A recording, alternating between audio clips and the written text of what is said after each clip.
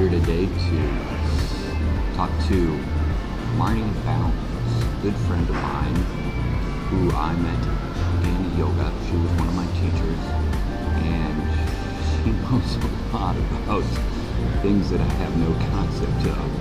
So I'm here to talk to her about energy, vibration, frequency, the cosmos, and I think you're going to enjoy it. God.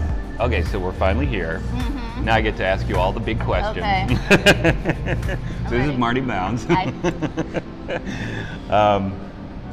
Gosh, I don't even know where to start. Like, I mean, I guess I could start with like where we met. We met in yoga. Yoga. You're my yoga teacher. You are my yoga teacher.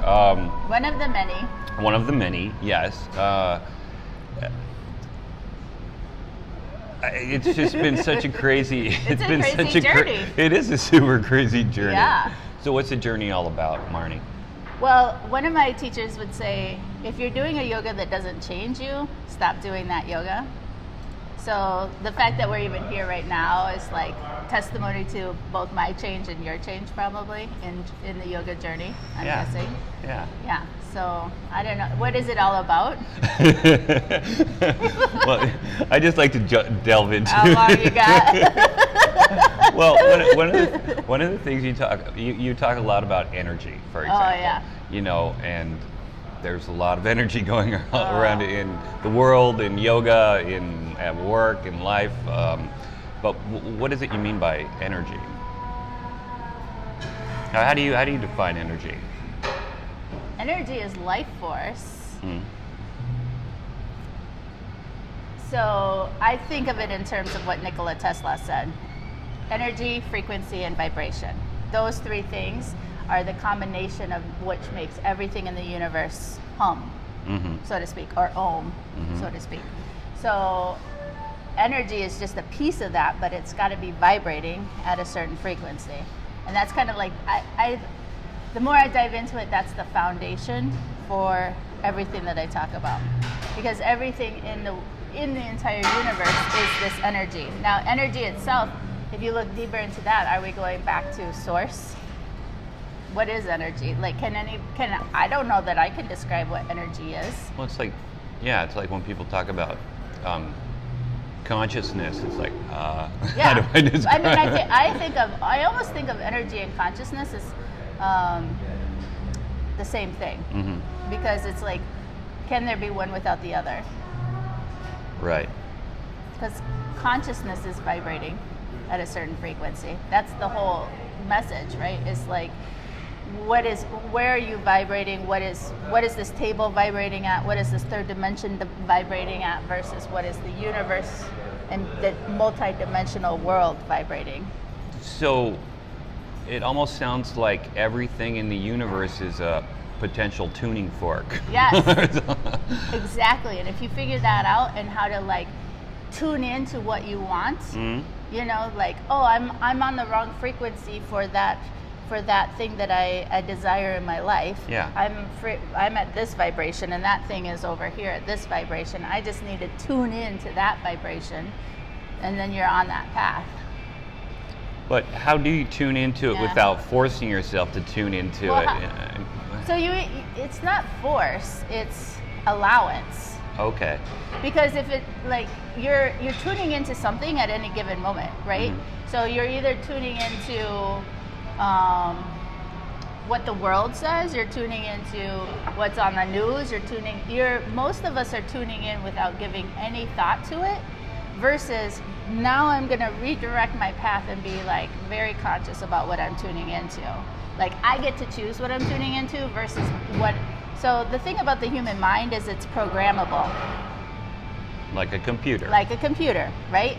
So the problem is most of us have operating systems that have been programmed by outside forces that we don't necessarily agree with, but we're just go along with the flow.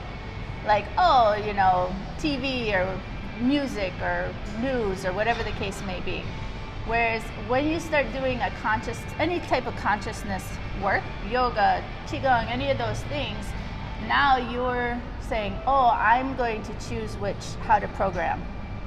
or deprogram the computer. And so the frequency of like what you tune into is going to determine how your computer runs. Part of that is environmental, correct? I mean, the way when you think about like the way when you say deprogramming, I think about how our parents bring us up, and so yeah. But then they've been programmed. Yeah. So part of what's going on right now with the big shift is that we're realizing that the program is it's been intentional. Intentional? She's talking about the big shift. This is it. That's what I was trying to figure out. We won't have enough time, but you know. Okay, I got a question. For you. What has happened for you in the last 2 years? What has changed in your life in the last 2 years? Well, in the last 2 years, I really discovered yoga and community, and I was not in a really good place because I've been separated from my wife for almost 4 years, and for the first couple of years I was just kind of like waiting, slogging through things and depressed, and then I walked into yoga, and there was just something about the energy, vibration, and frequency that really appealed to me and spoke to me, and I felt like I could relax and slow down and breathe, and that I could just be me, because for the first couple of years I kept defining myself by being in a relationship, because I was married once before, and so basically for 26 years I always had this partner in crime, this other person, and then we were one, and and then all of a sudden I was thrown to the wind, and I was on my own, and I'm just weeping in my room for the first year, and composing love songs, trying to get my wife back, and just kind of lost, and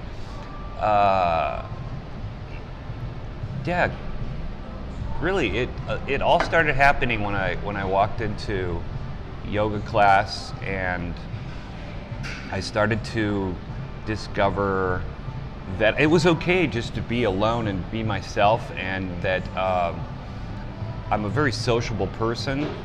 So that's also, for me, it was kind of a contrast. Like, I'm super sociable, but at the same time, I need to learn, I don't know if need is the right word, but I need to learn to be Well, I think need is very much the right word. On my own. Like, I feel great. Yeah, that's the key, though. I think whether you're in a relationship or not, at this point, we all need to know ourselves, like 100%, because we've been just going along the sheeple path, right? The sheeple. Like, do the thing, work, and not really like understanding who we are.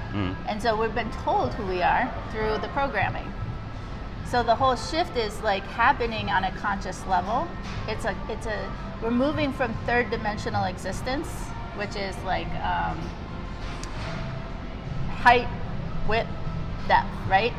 Fourth dimension, adding time. We're moving into fifth dimension. I'm not even sure what fifth, maybe space, I don't know, consciousness, but it's beyond this realm of like understanding, and it's a consciousness shift. So not everybody understands what's going on, because it's the idea, going back to all the ancient teachings, that we are the creators of our own universe. And so you and I could be sitting here at this table and living in two very different worlds, right? Like, have you ever interacted with somebody and you're like, whoa, we are not even in the same dimension? Many times. Right? Many times. We all have that understanding, but the reality is it's actually very true. One person might be operating in a third dimension, and one person might be operating in a fifth dimension of consciousness. And so what they create in their world is going to reflect that. So the third dimension consciousness is, oh, I gotta get a bigger house, living in that fear realm, politics, and division and separation. And the fifth dimension is in the same plane, but completely different world. They're saying, oh no, everywhere I go, people are friendly. You know, all these opportunities open up for me. I'm living the life that I really want to live. And that's the shift. We're moving out of this, like, kind of following along with the okie doke. And that was an imposed paradigm. The yogis call it Maya, the illusion or the veil. The Mayans call it Maya. The Christians call it revelations. All the traditions around the world have a name for this time that we've been living in. And that's underneath this illusion that we are not these incredible manifestors, these incredible creators. It's been keeping us so that we're good workers. Why is it happening now? Why didn't it happen 500 years ago? Time wasn't right. So we've been in these cycles. It's called the progression of the equinoxes. Are you familiar? No, but this is why we're here. Okay. So, and this is the thing. These are all the ancient teachings that were, so this knowledge was around thousands of years ago. We were actually higher dimensional beings thousands of years ago. This is not history that you're going to learn in school. So we were higher dimensional beings. There were two major groups, the Lemurians and the Atlanteans. You might have heard of Atlantis and that, right? Yes. So one was knowledge-based, is Atlantis. One was love and heart-centered base, which was the Lemurians. Lemurians were in the Polynesian area, Hawaii, that kind of Pacific coast. Atlanteans were more in the Atlantic area, more like Egyptian, Greece, that kind of area, right? Those two went to war, and it was a nuclear war, and they actually sunk the land. They changed the Earth's sphere, and the land sunk. So that's why, like, the tip of Hawaii is just this tip of this huge mountain, right? So the big fall was in the big flood. Okay. Have you heard of the flood? Yeah. Okay. Yeah, I think I'm familiar with the flood. Okay. I just know a guy. Yeah, this guy. But you know what was really interesting? When I was in college, I was studying. This is so much fun. I know, right? When I was in college, it's crazy. So when I was in college, I studied the flood. I was in my undergrad was Native American Studies, and I studied the flood, and from the northwestern Native peoples, like their flood stories, right? And I was like, wait a minute, these flood stories are all around the world. No, we weren't taught this stuff, right? But I was like, why has every culture got a story about this flood, right? Well, it was when we were higher dimensional beings, fifth dimensional beings in Atlantean and Lemurian times. The Great Fall was this descension process, and the flood happened, and consciousness started to devolve. We went from being higher consciousness to lower consciousness. And so that has to do with the yogis in the yugas. Have you heard of the yugas? Okay. So the yuga, I want to draw this. I need to teach a class about this because I want to draw it Well, I all was up. just wondering because you said at one point you said when I was in college, and then all of a sudden as you were speaking about this, I'm thinking like, why isn't she just the professor of this stuff? I just feel Are like there colleges that would teach this? That would offer this? I No. actually don't think so, because Yeah. I think colleges are a tool of they're a thought tool. They're used to keep minds. They're used to teach you enough to keep you a good worker, but not enough to understand your true being. So they're there to keep you. You're not learning anything other than how to be a good worker. You're actually not learning how to be a great thinker in colleges. Sorry, all the people that spent lots of money, myself included. Yeah. You're not. Yeah. Like, everything I've learned was not in college. Yeah, I got a lot of good friendships from college. Yeah, And but you don't actually learn in college. I hate to say it, but you really don't. I've found personally for myself, I learn the most in situations like Yeah. this, or sitting around a dinner party, having conversations, traveling and meeting other people and having more conversations. It's all conversation. Yeah. Because there's so many people out there that you don't need to go to the professor in the big amphitheater talking. Well, Earth and humans are living libraries. The Earth realm is a living library, and humans are connected to the Akashic records, which is like the library of knowledge. And so through the matrix of consciousness, our knowledge is all connected. So you can tap in at any time to any knowledge that you want within. And that's why, okay, so let me go back to the story. Okay. So Satya Yuga, in yoga, Satya means the age of truth. Mm-hmm. And we've been in what's called Kali Yuga, which is the age of darkness or the Iron Age. So it's this descension of consciousness where we were enlightened beings at 5 dimension in Satya Yuga. Mm-hmm. The Great War, the flood happened. Lemuria and Atlantis sunk. Mm-hmm. And it went through what is called, astrologically, it's the precession of the equinoxes. So every 2,000 years we move out of an age. So we're moving from the age of Aquarius into the Piscean age. All of this is happening at the same time, right?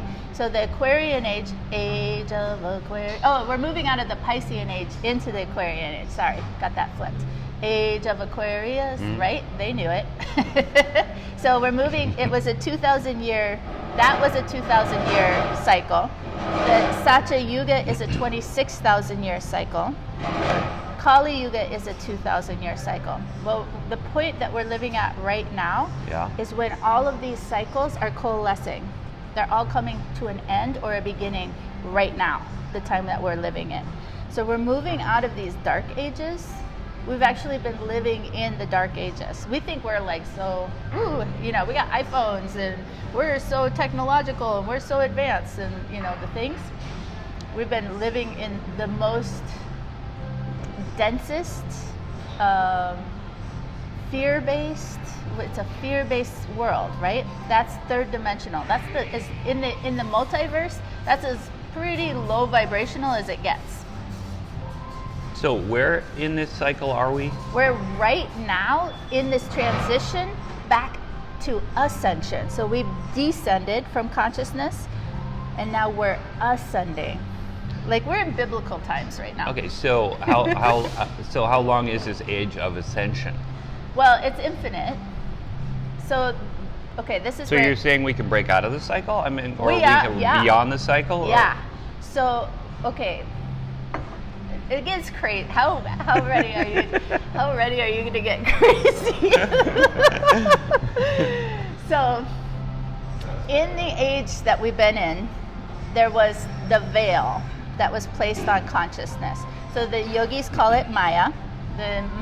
So all of the yogis, all of these people came from the Lemurians. The Lemurians were the heart-centered ones, right? So they, those are the Hindu and the Indians, the Polynesians, the Hopi, a lot of the Mayans. When the flood happened, a lot of people survived and they scattered. And so these cultures all have very similar threads through them, right? But there were, for lack of a better word, Earth was taken over by negative energies, negative forces, and that was the descension cycle. So that's where the fear-based reality, the duality, the separation, the war, that's not our nature. That has been imposed upon us through programming. So we're like, most people are like, no, I don't want to go to war, but why are we at war? That kind of stuff. That's not our nature. So we're coming out of that, out of the dark ages, and we're going back into the age of truth, which is Satya Yuga, the enlightenment.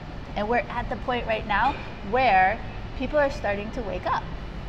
They're like, no, I'm not really down with all this stuff. I don't want to work a 9 to 5. I don't want to just work harder so I can get a better insurance plan. That's how it's showing up, right? Well, yeah, what are the signs though? Okay. Like people doing more yoga? Yeah, I mean that's part of it. So a lot of the yogis came over to the over to the West, I'd say, in the early 1800s because they knew this time was coming. The 2012, the Mayan calendar, the end of the Mayan calendars, Right. all of these ancient times knew that this time was coming, that we're living in the Bible. All of these times knew that this time was happening. We don't know it because we go to college and they don't teach us this in college. They keep us in the program. Now suddenly I want to talk about the Matrix. That's what it is. 100% that's what it is. The Matrix movie is just a reflection of what we've been living through. So when you saw the Matrix movie the first time, were you like, yeah, I mean, I was hooked, right? And this was when I was still asleep.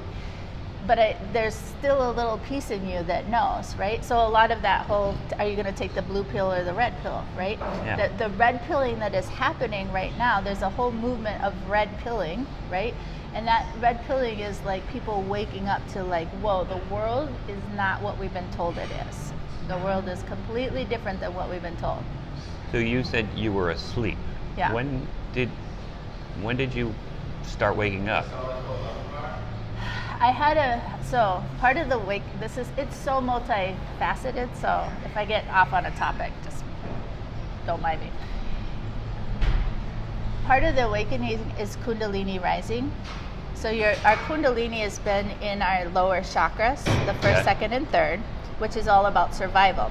Once it moves, so first, second, third dimension, fourth dimension, fourth chakra. We're making this gigantic leap to start to live from our heart center, right? Yes. So in 2016, I'd say I had my Kundalini arising. I look back and I say, oh, there were aspects in 2008 and 2012 where I started to awake some. And we all probably went through that, like the financial crash of 2008. And then 2012, a lot of shifts were happening in those times because at that time there were harmonics for our consciousness to slowly start waking people up. For me, it was in 2016, and I woke up one day and I was just like, I'm not going to do anything that I don't want to do. I'm not going to teach any classes that don't just bring me joy. So because I was doing a lot of I gotta working for the money, I gotta take these classes even though I don't really enjoy teaching them and all of that stuff. And I said, I don't know how I'm going to do it, but I just want to garden and I want to decorate and I want to make things. And so I just did that. I quit all the classes. I only kept the very few that I really loved teaching, and I quit everything else and started just gardening without need for income, And then that just it was snowballed after that. It was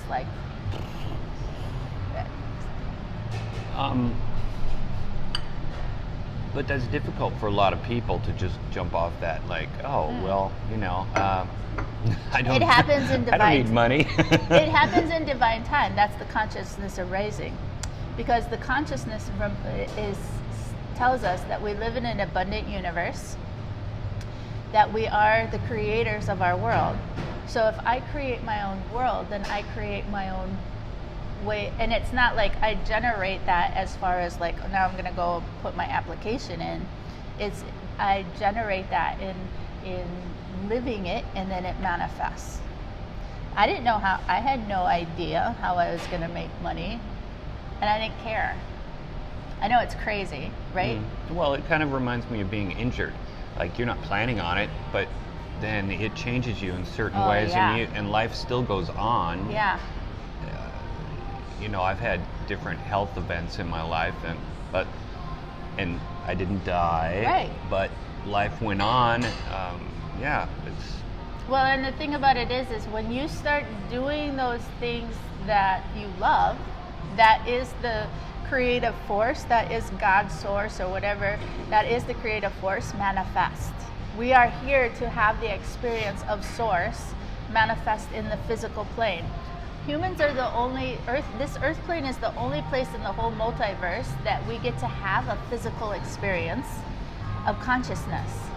Everywhere else in the multiverse, but there isn't a physicality to it like there is here, like a meat suit.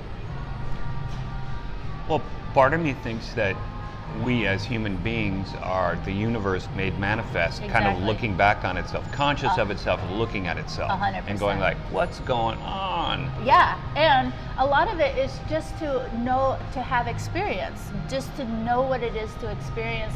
And the thing with the third dimension is the vibration is so low that it slows down this time-space continuum and it spreads it out. Like the rest of the multiverse, time doesn't exist because time is now, always. Past, present, and future always exist in this now. But in third dimension, it slows it down so much that because of that lower vibration, we feel the huge ups and the huge downs. You know, we have this full experience. Outside of this realm, we don't have as many ups and downs, right? There isn't this lows, right? You're only vibrating at a much higher frequency, and those higher frequencies are joy and bliss and happiness and excitement and those things. So part of the earth realm is so that source can know itself and know all the variations of experience. And so part of it is for us to experience what it feels like to go through a divorce, right? And know that loneliness, but then to come out of it and say, wait, I'm still life. I still have my life, and I'm not defined by anyone else, right? Yeah. What you were saying about time is interesting because as human beings, we've thought of, okay, we're going to call it time. But time actually takes us out of the present moment because it teaches us that there's a past, that there's a future, that, oh, I got to go to work. But it doesn't, it's not the here and the now. Yeah. I mean, how do people tap into being in the moment more? Like, how can I be like, I'm here, I'm with Marnie, I'm like, without like messing it all up with my There's head? so many answers to that question.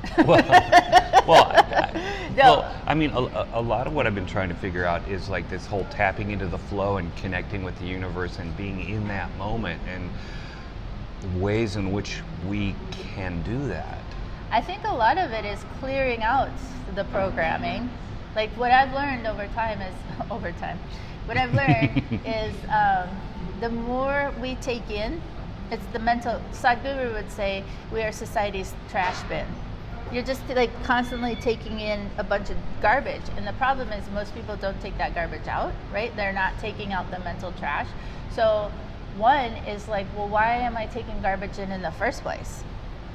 Why even bother with that? Like I've reduced so much how much, like, I don't watch TV. I've reduced like I'm not on any social networks. I've reduced what I do. Like my music is so kind of like mantra. I listen to lo-fi and mantra pretty much. Like because that clears up my mind so I have more time and space to think about this stuff. Rather than like, oh, I'm upset about what's going on in the politics, or I'm, That's a good point. That's a good point. Not letting all that stuff in and decluttering so that you can, so you can think about or all the things. Well, taking that red pill, I think the first piece of when you do take that red pill, you get the choice, right? Blue pill, I'm going to stay in third dimension. I'm going to live out my maybe not so happy, but most people say they're happy and they're not entirely happy. They're just like, yeah, I'm happy. I got all the things. And on the inside, they're like roaring, right? So you take the blue pill, you stay there. You take the red pill, and the first thing that happens is you realize the world isn't what we thought it was. And then there's a whole deep rabbit hole on that one. Like that's deep because the control system that we've been under, we've been a quarantined planet. So okay. because of the low vibration and the wars and all the like really nefarious stuff that has happened on this planet, it doesn't happen anywhere else in the universe, but it has ripples out into the universe. So it's really important that people now are waking up to change that, because what we are doing affects the entire multiverse. And this low vibration of us staying in this like warring all the horrible things that human trafficking, all of that stuff is like keeping, it has major effects on the multiverse, but it also is keeping the vibration low. So the more of us that don't even engage, I mean, you learn about it. Okay, but how do you disengage from that? How do you, I mean.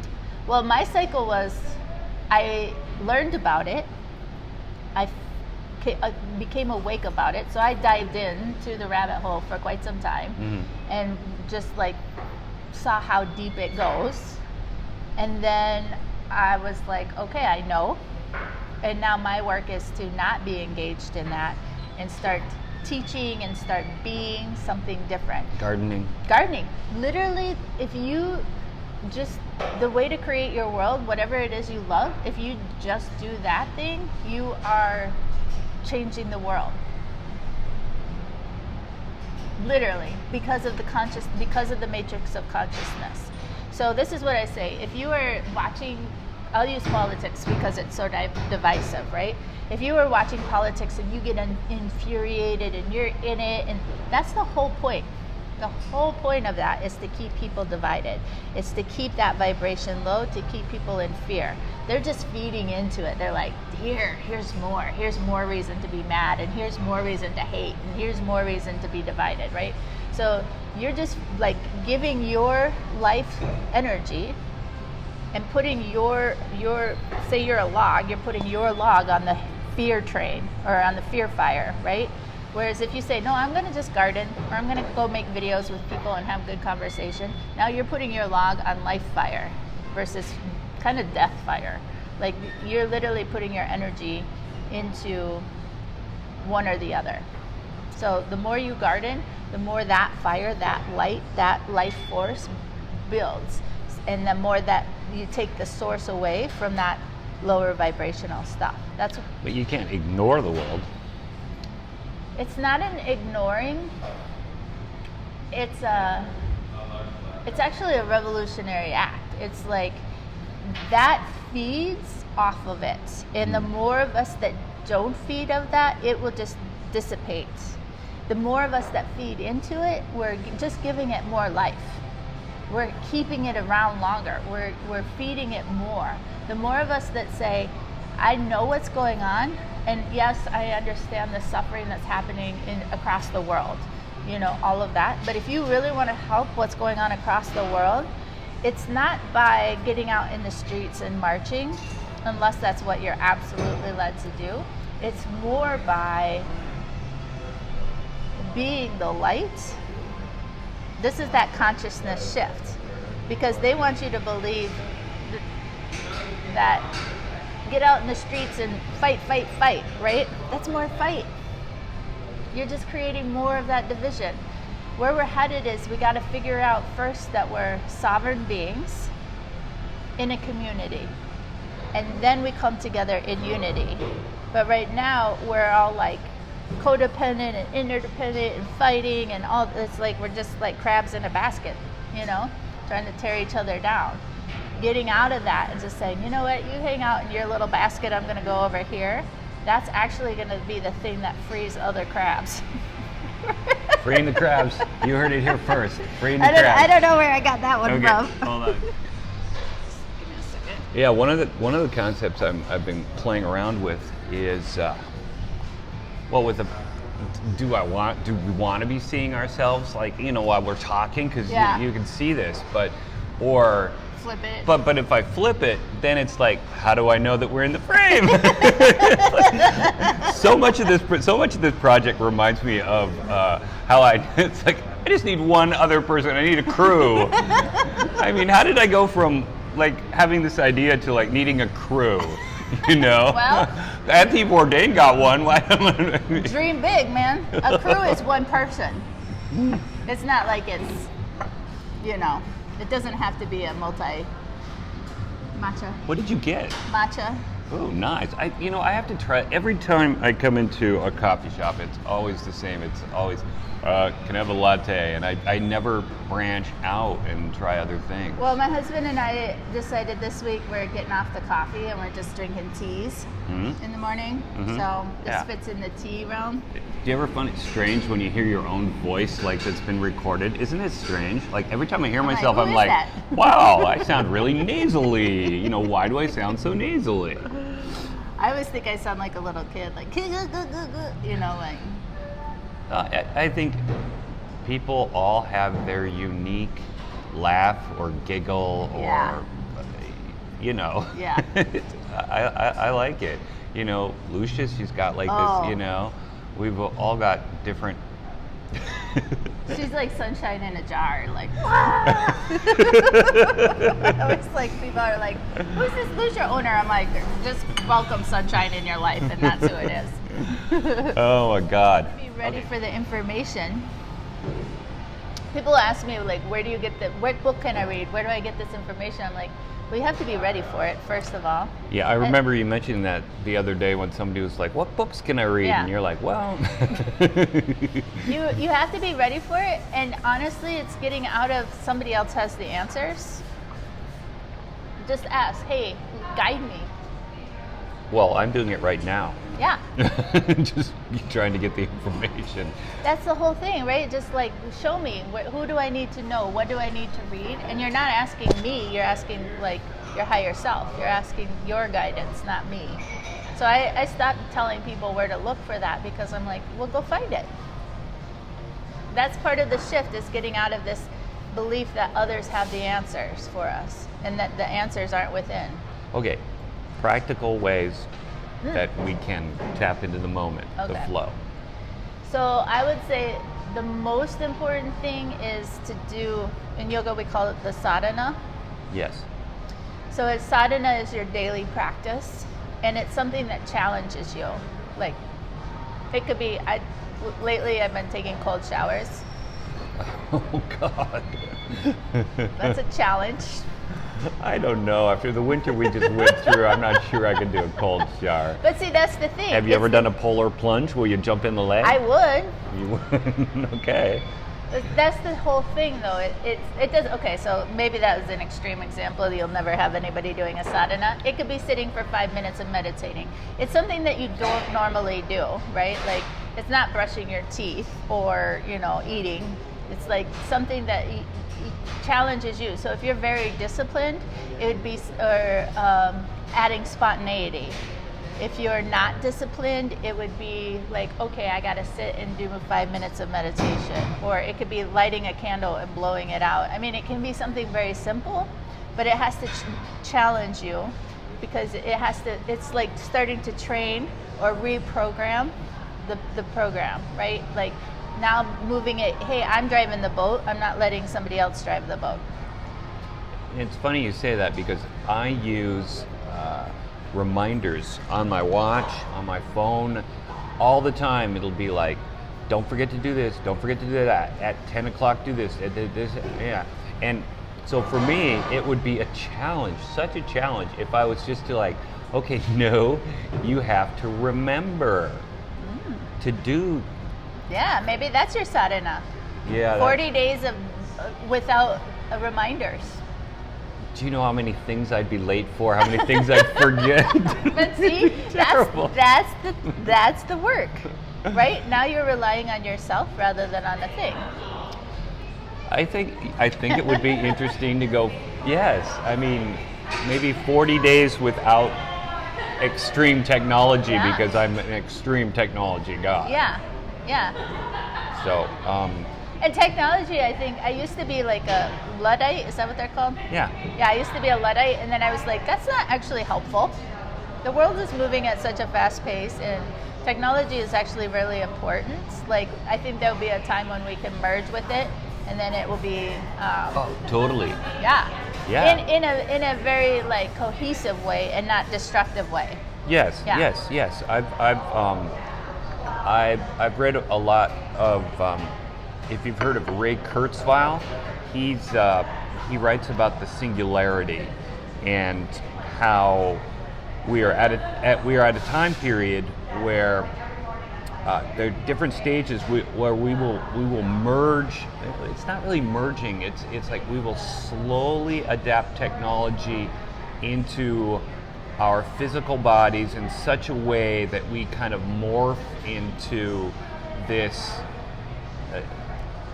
I don't know how to describe it. It's like we go through, for example, biotechnology, which allows you to live longer, and then there is nanotechnology where, for example, they could inject into you these little nanobots, and they run around your body repairing everything,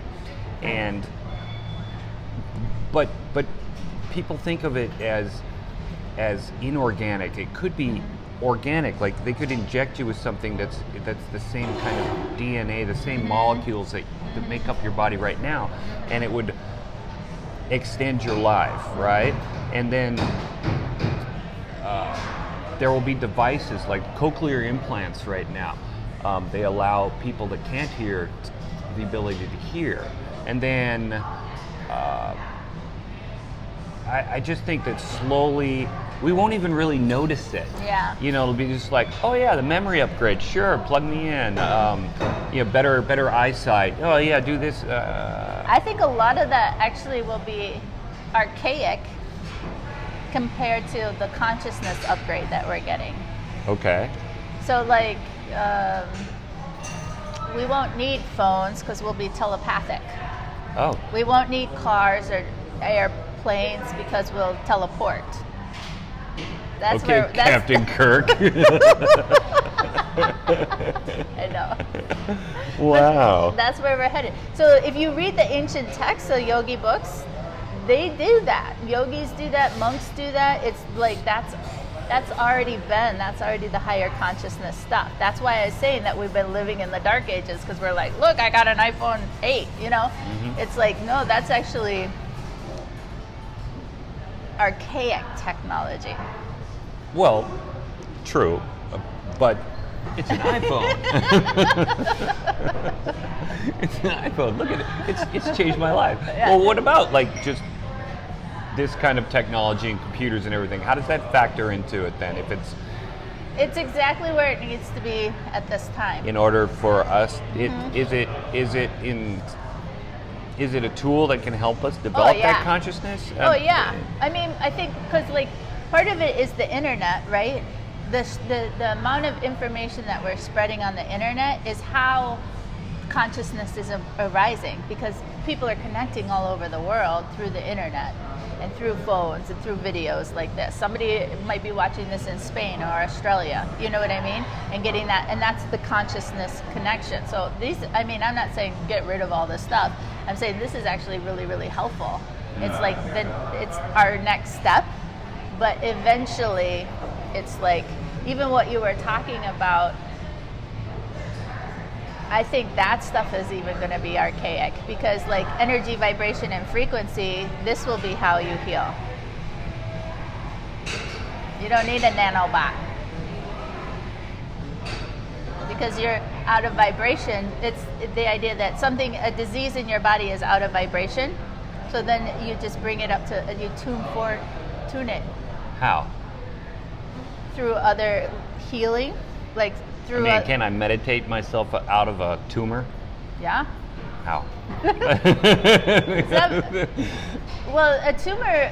Okay, so cancer is just a lower vibration, right? So everything in your body has vibrational energy.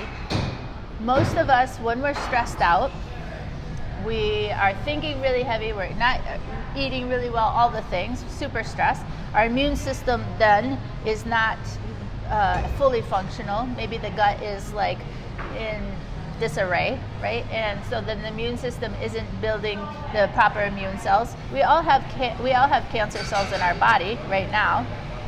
So then the cancer grows because the immune cells aren't fighting off that cancer, right? Well, that's started from stress.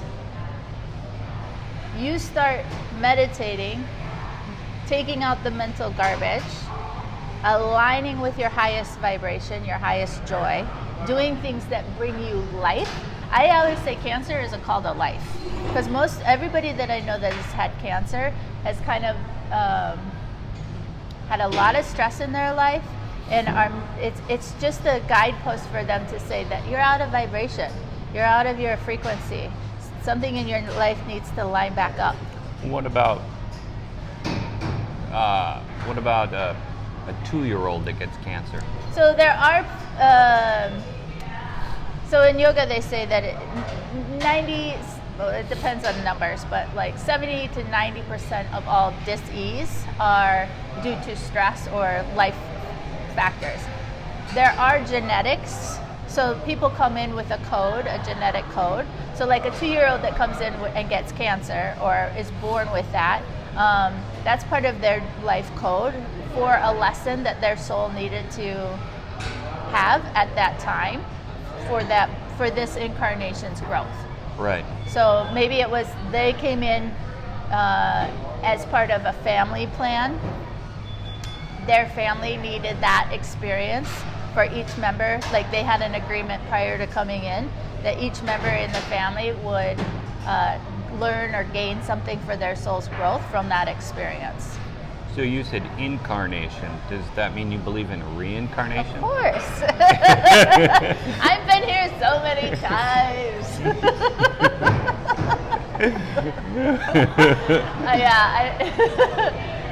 There is no death. That's the thing. It's like that's part of This is the form you're taking right now, energetically, vibrationally. Yeah, exactly. And this is like I chose these life situations right at this time for whatever my soul needed at this point for more growth and exploration. So part of the shift that we're going through is the part of the Maya, the illusion, is death. This idea that we have to die, and then a lot of people think you die and then you go somewhere, right? That's just the veil is just this idea that you are somehow capable of dying. You are an infinite being, and you cannot actually die. Your physical body changes. You may leave this physical, but you'll come back to a different physical. But eventually we'll get to the point where we won't have to leave it. And what form will that take? Well, we're becoming light bodies. Well, okay. Pure beam of light. Sort of. So as we move into these dimensional shifts. So part of this thing that is happening never happened before in ever in the history of ever, anywhere in the multiverse, right? So what's so special about this time and being on Earth? Like, most of us don't realize it, but do you know how special you are? Like, do you know how important it is that you're here on this planet right now? Seriously. Like, the rest of the multiverse is like going, oh my gosh, these beings, they're so amazing. And most of us are like, I hope I can get through today. Maybe I'll, whatever. It's like I'm gonna go home and binge watch some show on Netflix. Right, like Not taking away from that because I've done it. Who hasn't? Part of my spiritual awakening was like a year straight. Binge watching on Netflix. Yeah, like a year straight of just like decompression, where I couldn't, like I had to watch. I was watching all these survival shows and like gold digging shows, but I was just like for like a year. Survival shows, like what survival show? Like I love like. Yeah, I want to know. What are those like? I don't know what they are. I don't even know, but they're like we put 5 people out in this remote area in Peru, and then they like Survivor or whatever. Yeah, and then they have to, whoever lasts the longest or whatever. I love how they get so creative with their titles, like season after season. In the beginning, it was Survivor, Panama. Then it's like Survivor, the lost city of Atlantis. Yeah. Like what? I never actually watched, because that was like a game show, right? Where they had something. Yeah. No, mine were like, they were still game show. Did you watch Naked and Afraid? No, not those. I kind of like, I was more into like the people that got, you got to choose 5 items and they would all go into these different areas. and totally alone. And they were just there until they either couldn't stay there, Died. until they died, or until they like just had enough. Yeah. And whoever was there the longest, so they might be there for a year, Yeah. where they just fully are self-sustaining. Wow. Yeah, that was what my binge. But where would that go from? You were talking about how lucky we are to be in this Oh, yeah. form right now, just like the universe is going, holy crap, these human beings. Yeah, so part of the whole Maya, the illusion, is it was something else about that illusion though. Prior to us being so amazing. Anyways, that's what happens. There goes a iceberg or a penguin off the iceberg. Can you did you hear that right now? That was the universe vibrating. Yeah. Actually, it was looks like they're blending up some coffee. We're here at the Spy House, a local Minneapolis coffee shop. I love living here. Yeah. It's a good place. I love to travel, and I love to have conversations and experiences.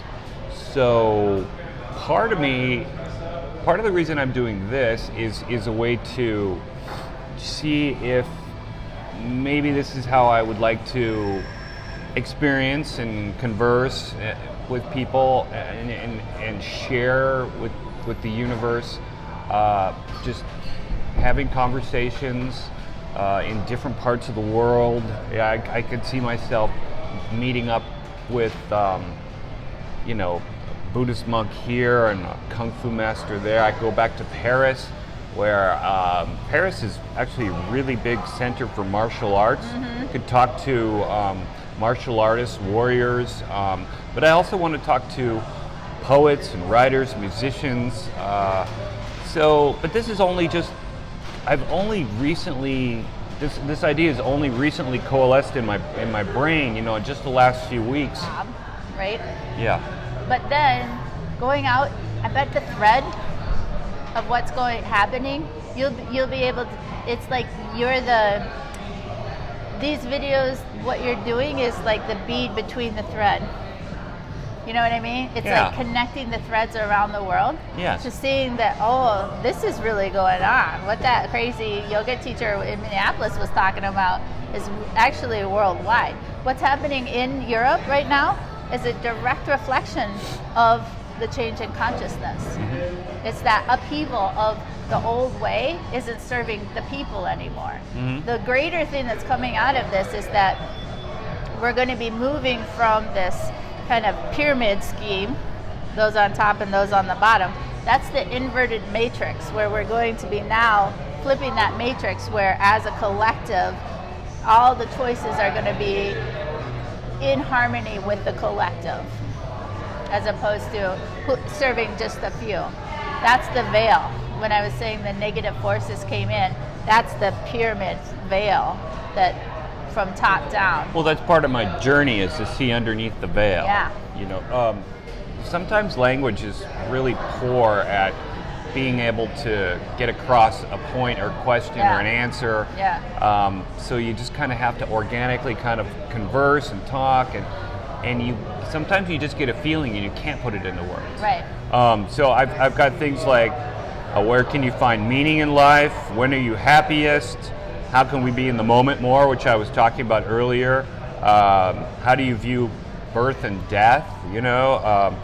Moments of transcendence. I'm really interested in moments of transcendence, like those moments that really connect you with the universe, where you get out of your own way, where you get out of your own mind, where you're simply doing.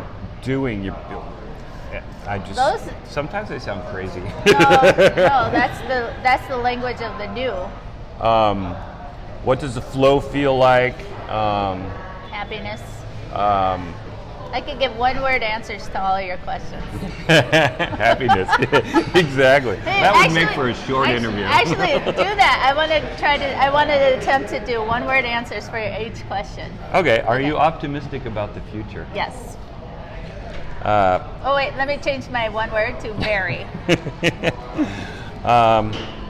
Where do you think we find meaning in life? Inside. When are you happiest? Now.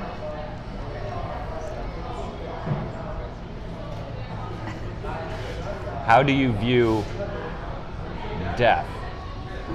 Exciting. Exciting, okay. What do you teach?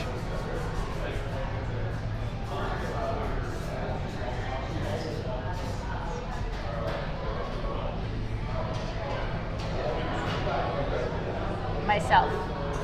What do you seek? Myself. What is energy? Source.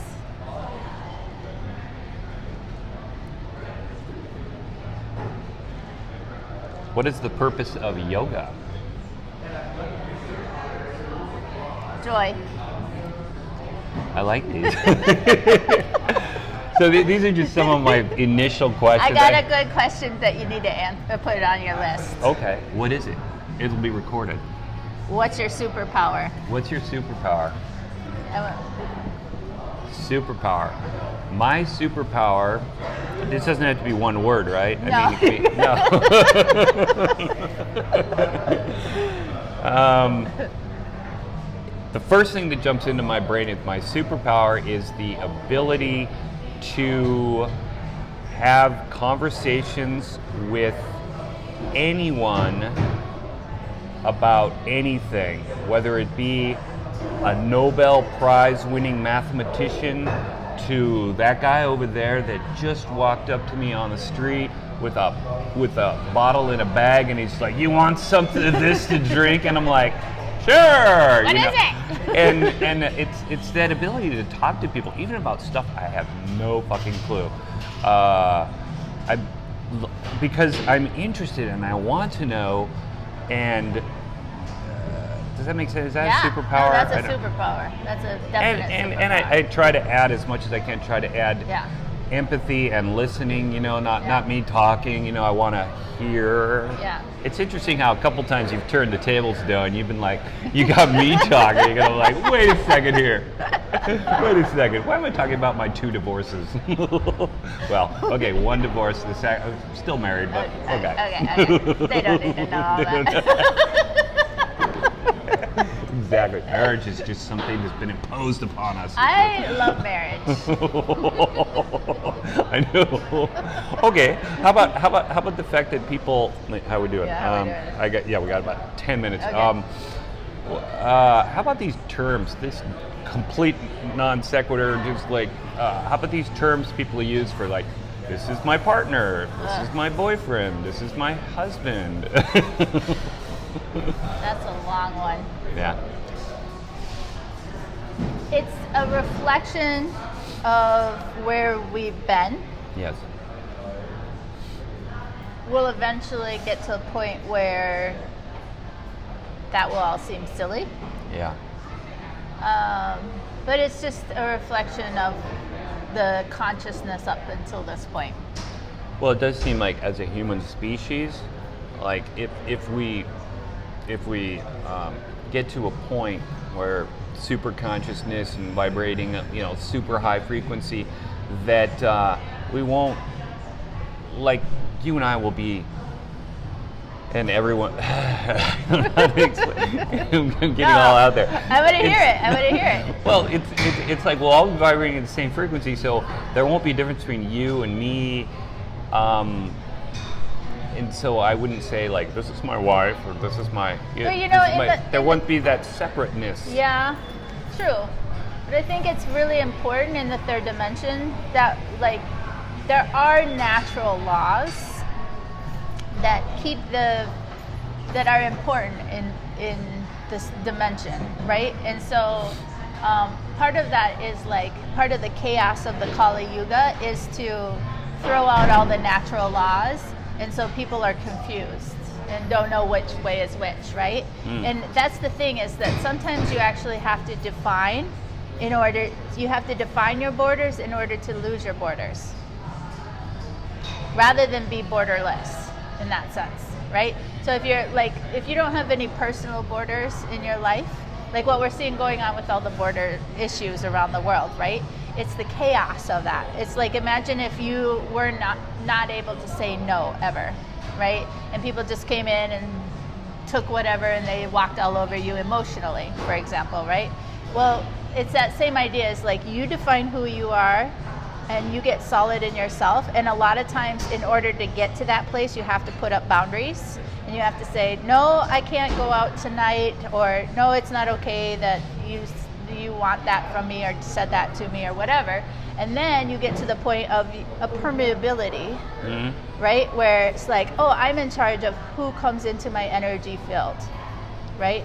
And so with what's going on right now, I think it's important that we like have definitions and have terms in order to understand sovereignty first. Right. And then once you're sovereign, then you make the decisions from that place. But most of us are in this like, oh, whatever, anything goes, and okay, and then you're like, boy, that sucked, right? Because you didn't actually define for yourself who you were.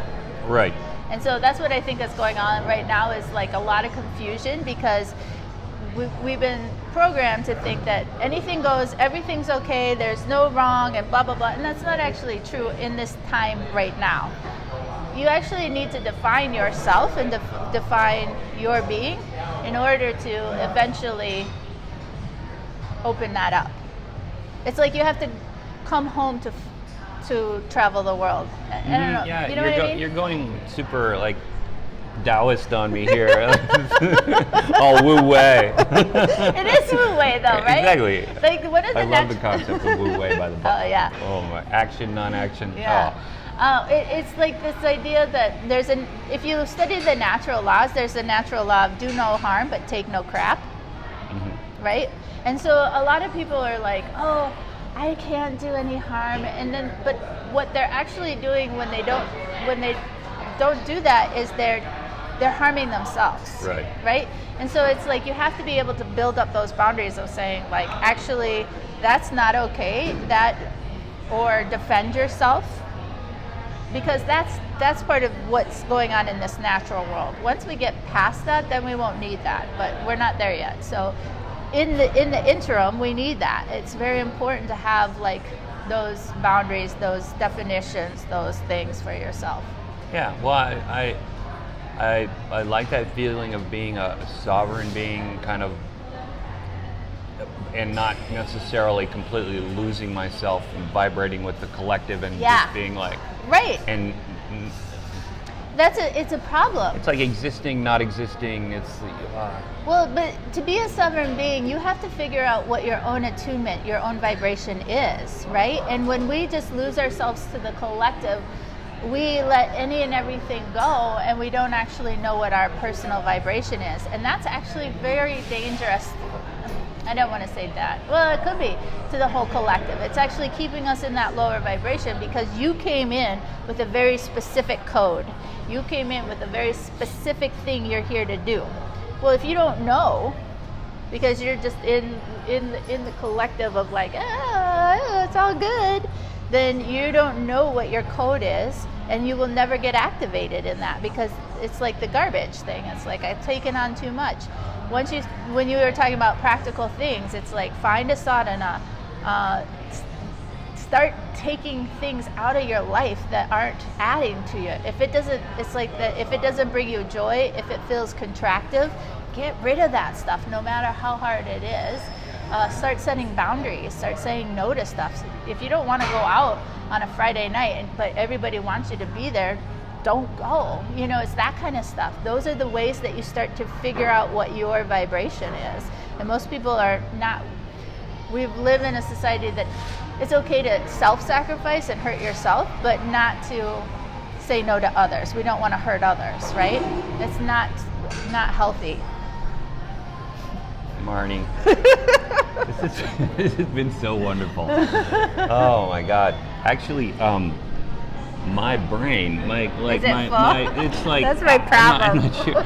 No, it's great, but it's like in order to be able to like take in more Marnie, it's like Now I need like a, I don't know, 75-minute restorative yoga class right Ooh, now. I'm gonna go get a massage after this, so I'm good. I'm going to work.